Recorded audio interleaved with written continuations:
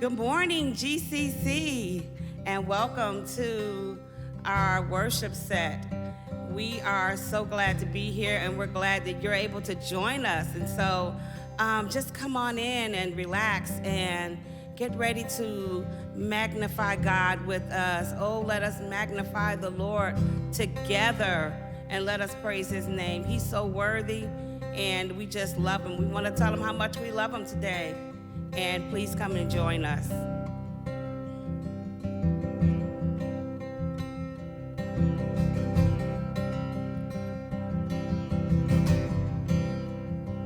I choose this day to be grateful, Lord.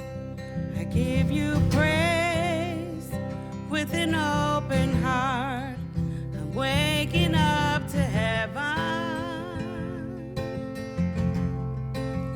Waking up to you. I'm waking up to heaven.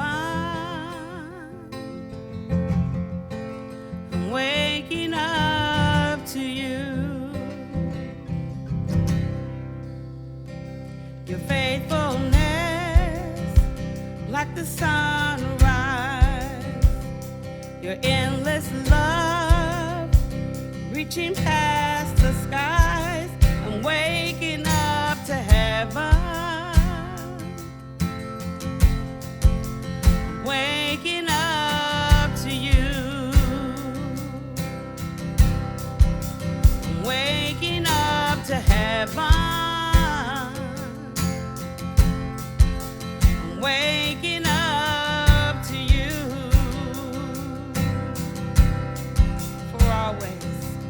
For always being good,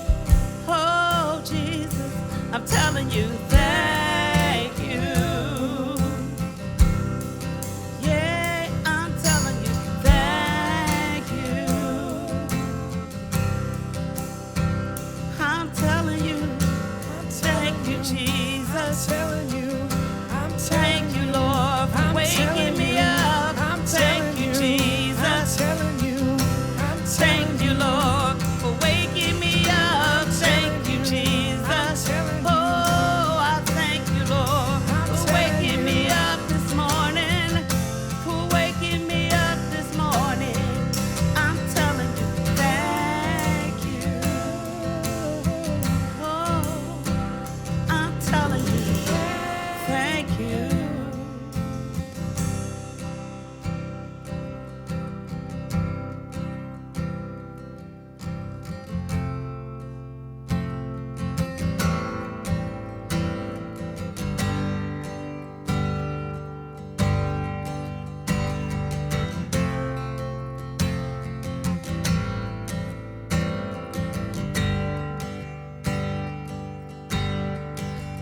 You give life, you are love, you bring light to the darkness, you give hope, you restore every heart that is broken. Great are you, Lord.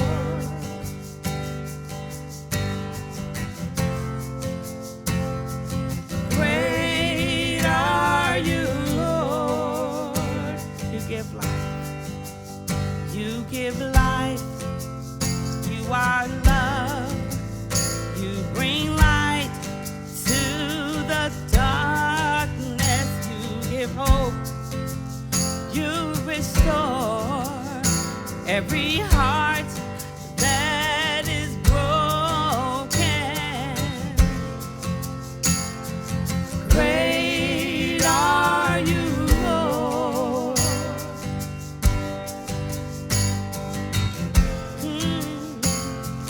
Great are you, Lord. It's your breath.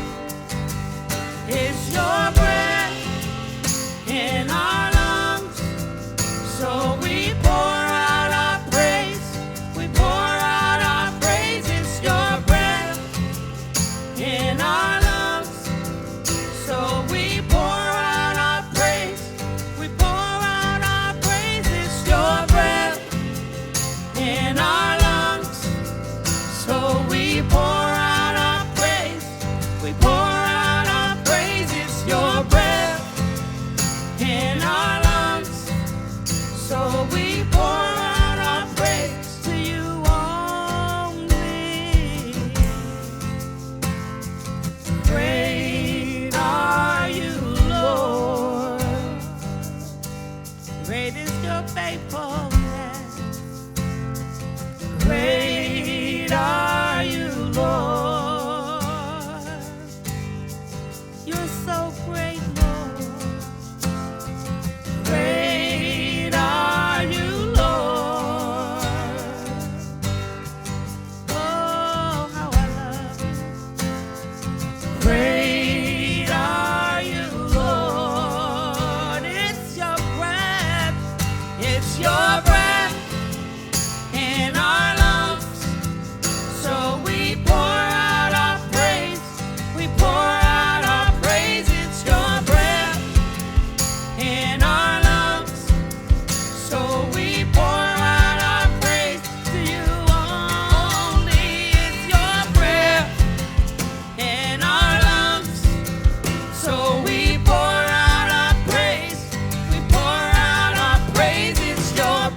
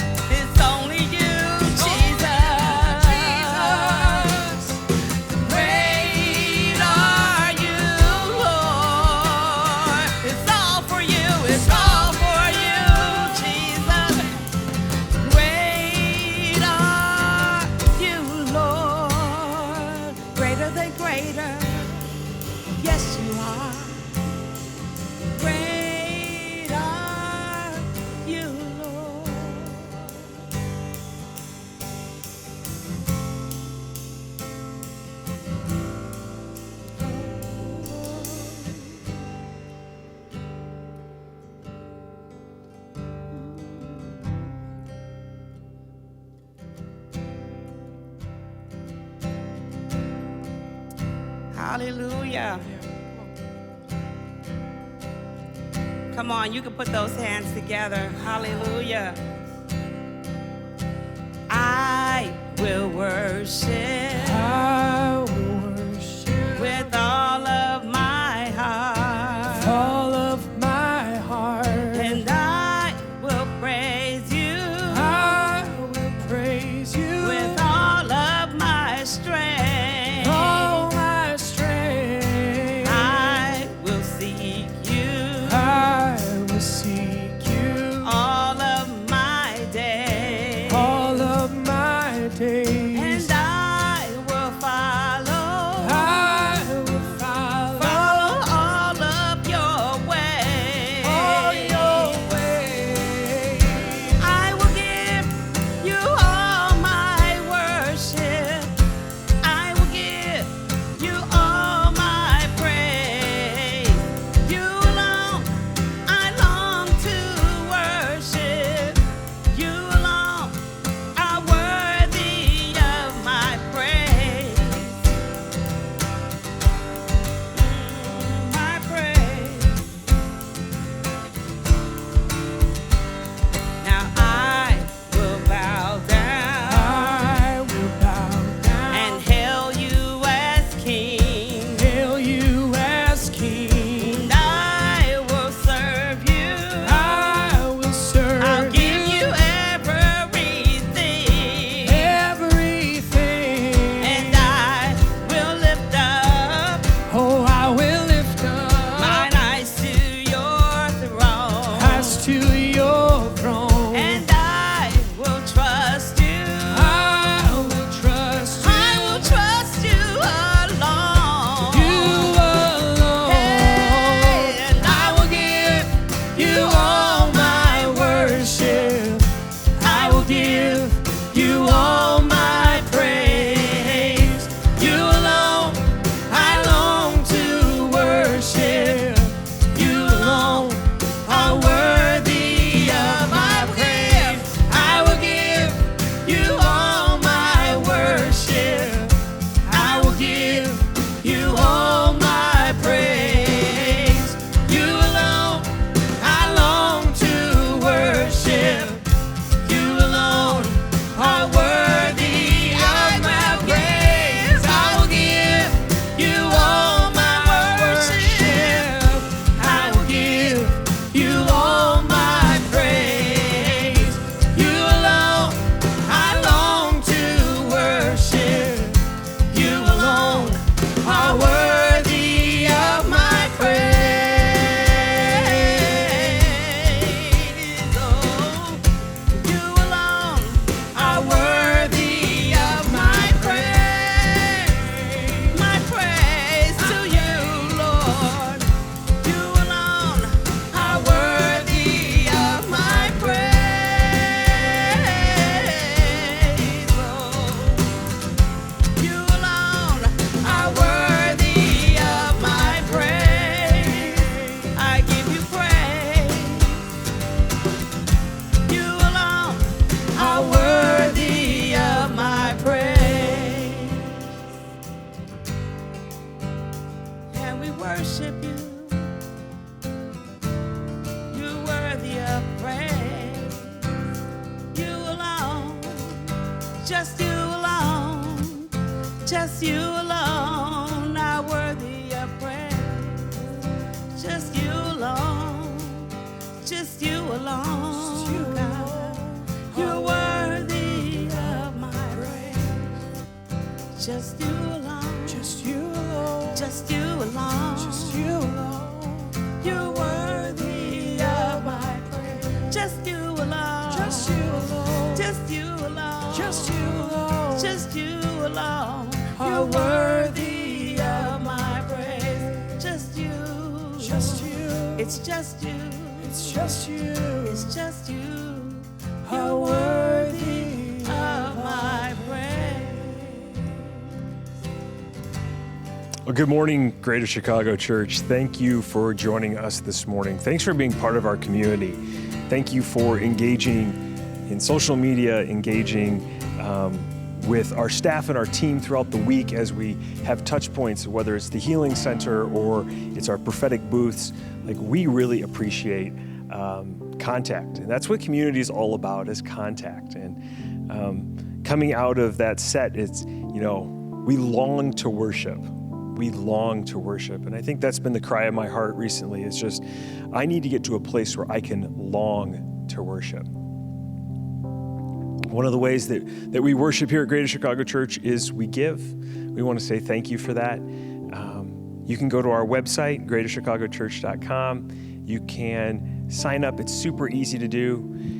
You can also find the links on our Facebook page. And we want to say thank you for investing in our community. One of the things that we take great pride in is our benevolence account, which is an account that we give to in order to bring resources to people in need, whether that's rent or medical assistance. It could be food. It could just be bus passes to people who are in need and stop by the church.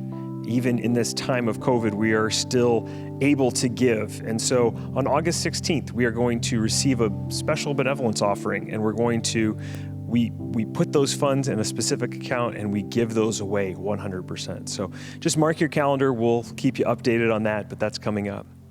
Now, it's my privilege to introduce Megan Parker, who is a powerful member of our staff. She's wrapping up this 3-part series. I'm so excited to see where she takes us today with this idea of love.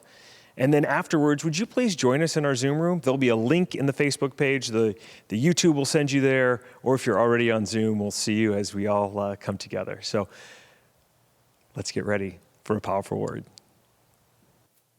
Hi, everyone. Good to be with you this morning. I myself had a rough morning this morning. Now, I'm filming on Thursday, but I'm with you here on Sunday morning. And so I just want to take a moment for everyone who has had a rough day or a rough morning or a rough yesterday and just say, let's just bring ourselves to the present moment with the Lord, with each other, and just let him lead. So I'm going to start with a story with a couple parts to talk a little bit about what God has been teaching me about love.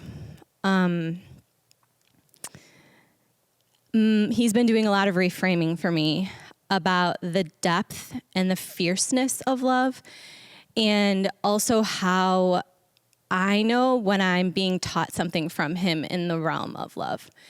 And I think it's apropos because, Raul did hope and Carrie did faith, and it's a little out of order, but I'm kind of coming on their awesome sermons on the wave of what they taught us to just maybe turn the jewel a little bit and talk about love in a way that is new to me. So this is definitely an in-process message for me. I have not arrived.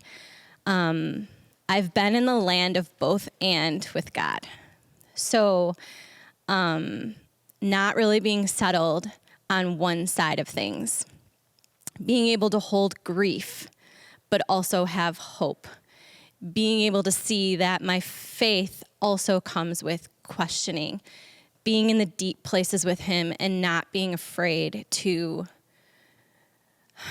not be sure about some things, to be shook up, to be upside down, to be in a place of healthy metacognition almost with the Lord. And so when I was preparing for this message, Carrie had mentioned a couple weeks ago that she noticed that in 1 Corinthians 13, which we all know is the wedding verse, right? Love is patient, love is kind. That verse 6 actually has a translation that uses the word injustice. And so that was already sort of working in my brain. I had been thinking about it. I had looked it up when she mentioned it to me just as a friend. And I've been sitting with that verse, those verses, for a while. And I've been praying about what I feel like God wants me to share today. So I'm going to start with a story. 4 years ago, I got landslided. I had been working out of a school that I loved with a bunch of kids who had markedly low reading scores. And I loved these kids. I was working with them multiple times a day because they were coming back to me for reading intervention. And I started to realize that they needed more support. God really tapped me and wanted me to speak more into their identity, have them work on executive functioning skills like goal setting and organization and looking into the future and seeing good things in their future.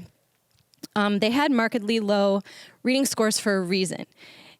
Each of those reasons were different. But I really wanted to make sure that I was paying attention to the other needs that they have. And like any good teacher, I see you teachers, any good teacher just figures out what kids need and they go and get it. And so I started developing some different supportive work for them where I was helping them know who they really were, their core identities. I was helping them to learn how to talk back to that negative self-talk that told them that they were worthless and that they were stupid and that they weren't worth anything. And I can't group these kids all into one category. Every child is different, every family is different and worthy of that special attention. But I started to notice some trends about what skill gaps they had. And that's when I started becoming obsessed with social and emotional learning. So I had this specialized training, and then the Lord started showing me that he was actually really socially and emotionally competent, that he had all these skills in self-awareness and self-management and relationship skills and social awareness and all of these things that Jesus did really well. I was really teaching the way he did things in the education setting and learning those things for myself as well. So around 4 years ago, like I said, I was spending a lot of time moving forward in my research as an educator. And I fell upon the research about trauma-informed practices.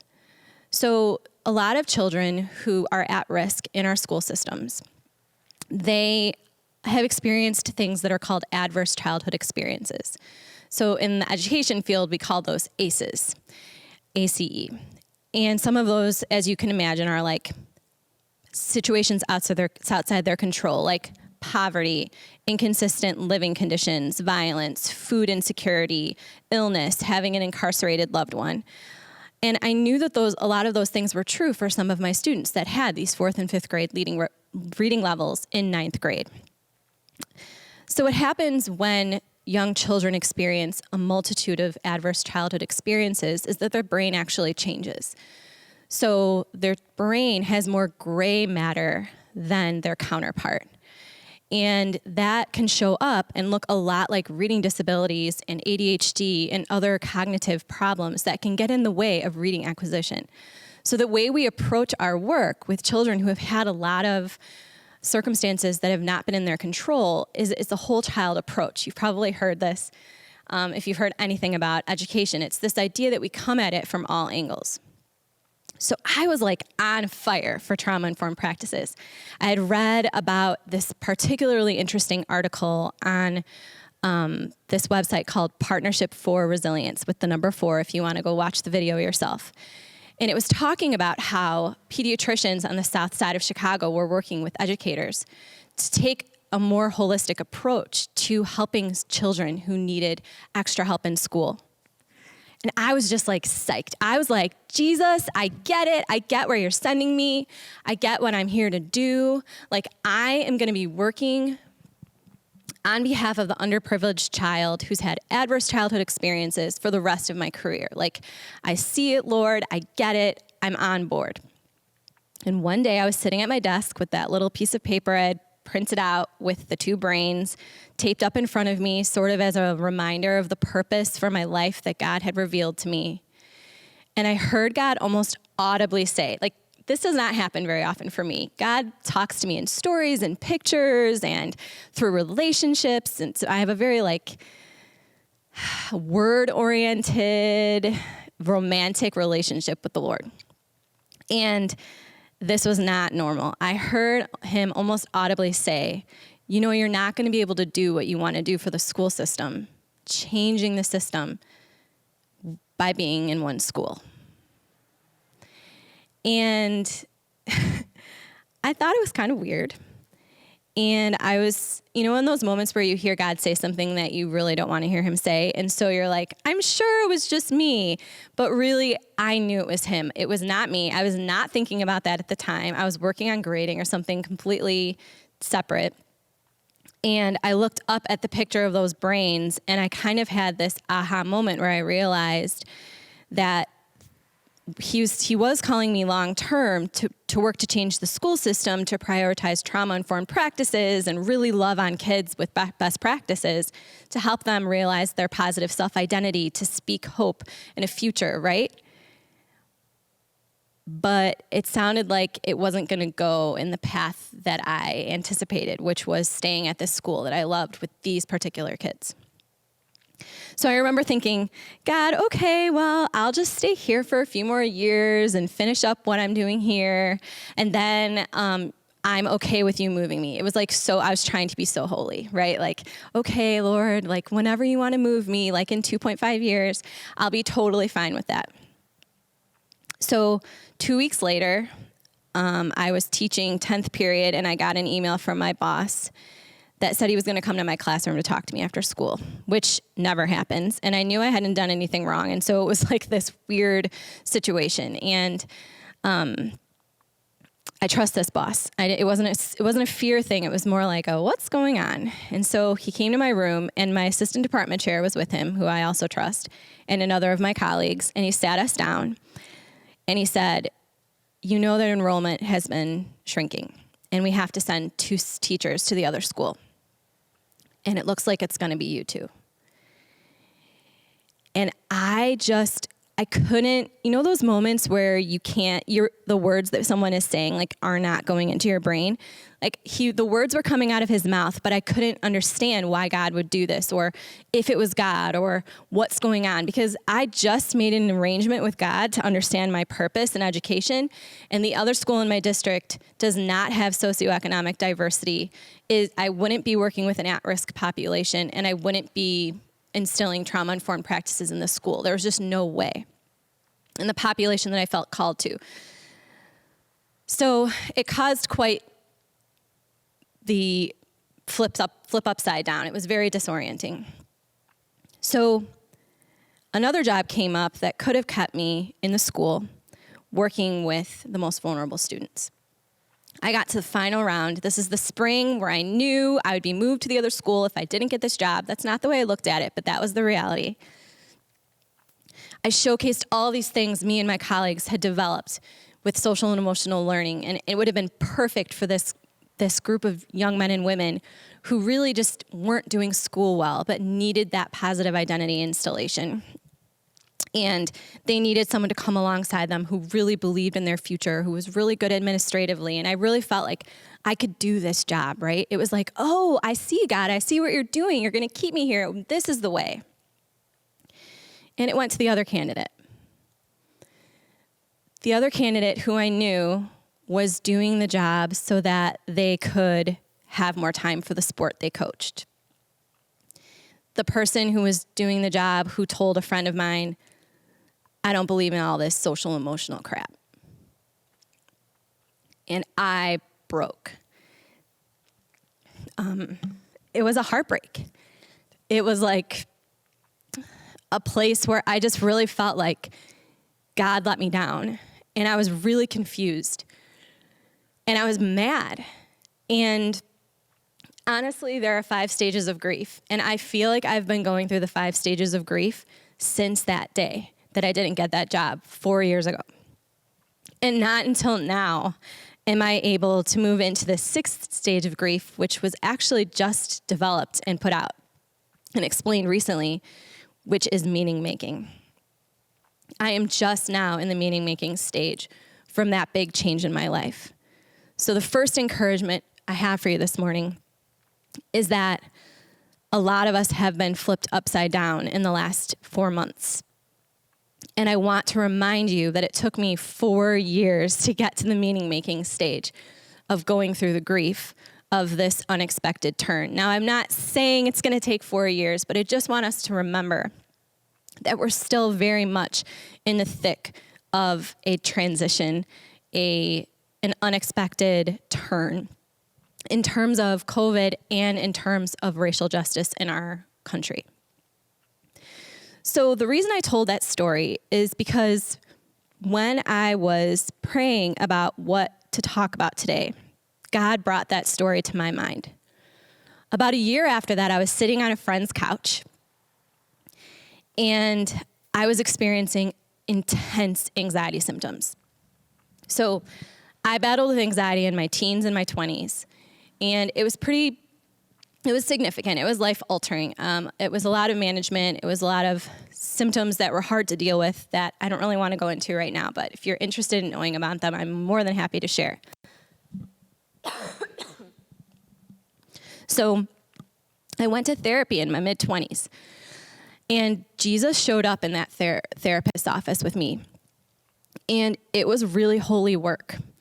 And I learned that when we hear that those verses like 1 Peter 5:7, load upon him your every anxiety, for he is always watching you with tender care, and Psalm 55:22, so here's what I've learned through it all. Leave all your cares and anxieties at the feet of the Lord, and and measureless grace will strengthen you.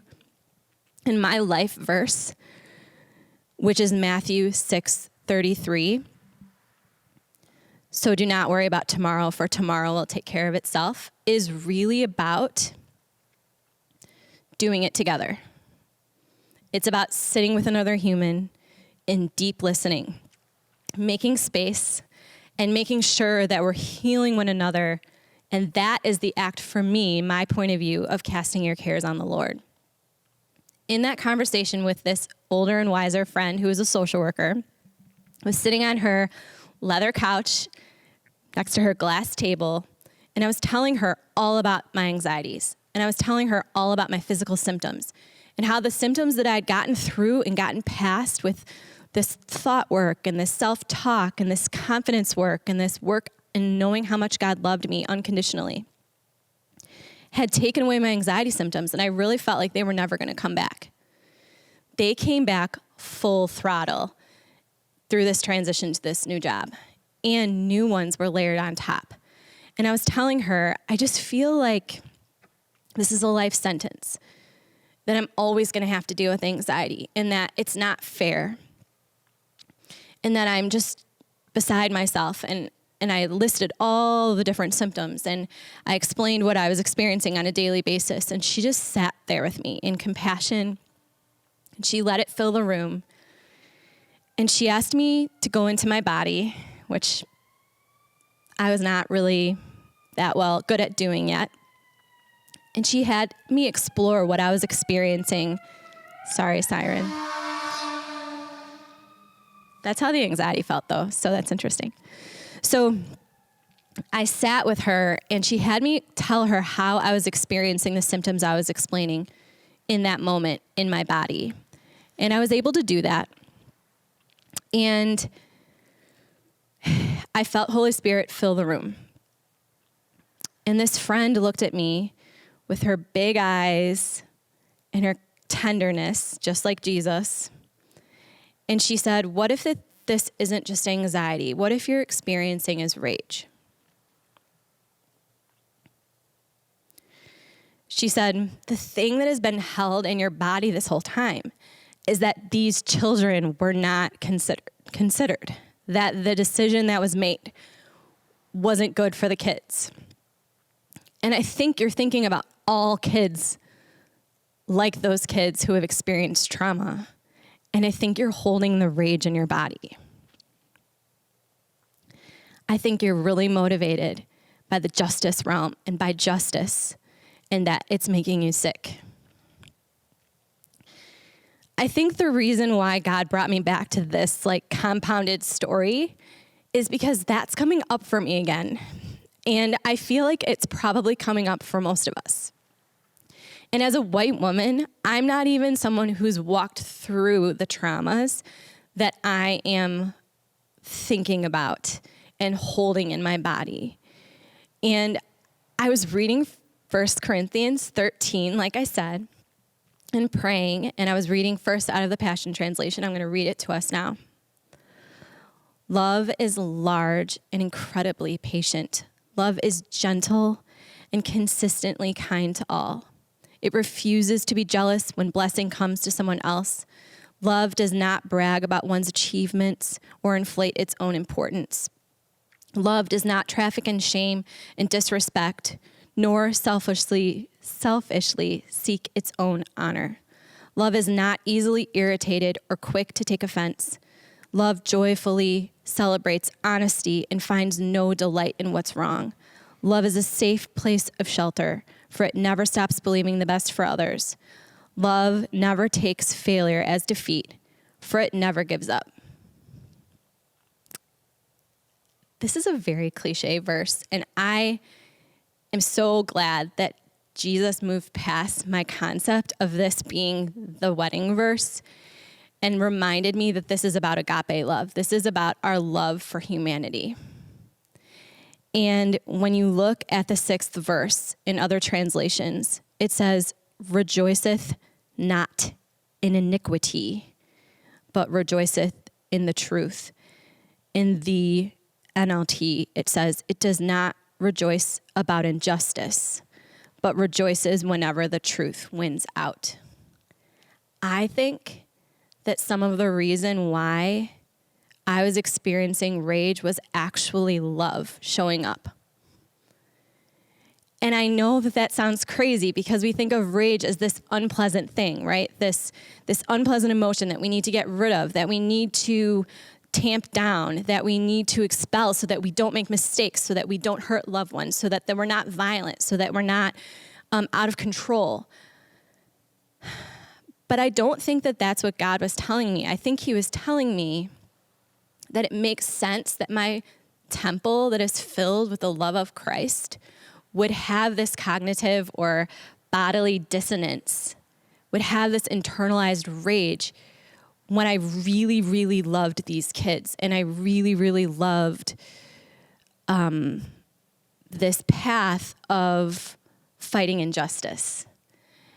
And that love doesn't rejoice in, it can't rejoice in injustice. And I just thought it was an interesting idea to think about right now, because I've been turned upside down, to quote Will Smith, like multiple times in the last few years in this work, learning about my privilege, learning about iniquities in our society, and specifically in our American society, and specifically in the education system. And when these anxiety symptoms are coming back, I need to listen to my body and understand that it's okay. It is okay to have the both and of understanding the injustices and feeling the rage inside of my body. And I think that it takes us back to that encouragement to cast all our cares on the Lord with each other. With each other. I told you earlier that God talks to me through stories. I want to tell all of you that the thing that has changed me most has been the stories of my brothers and sisters who are Black and brown. The stories of the feelings that they've had, the experiences they've had, the rage and the loneliness and the frustration that some of you right here with me have shared with me. And I just want to tell you that it's okay to experience rage in the face of injustice, and that it maybe is love at work. It's our job to come together and create those safe spaces like I had with my friend on her couch, where we practice really deep listening, where we hold space for each other's stories. And yes, we have our data truth. We have all of our statistics that we can't ignore. We have the history of our country that is true. But when it says in the King James version of this verse that it rejoiceth in the truth, it also means the truth in each other's stories. The truth is that transformation, processing that rage or that sadness, is going to happen in holy spaces one-on-one or in small groups, really making space for each other's stories. And I just felt like that was a good encouragement for us to hear that he's not upset. There's not something wrong with you. Jesus is not upset with you for experiencing rage or strong emotional experiences that are related to injustice. That makes sense because his love is inside of you and it does not rejoice about injustice. And we're going to be Jesus with the skin on with each other. We're doing it in the Justice Action Team. We're doing it in our homes. We're doing it on Zooms. We're doing it in our community, in our church community. We're doing it in the education field.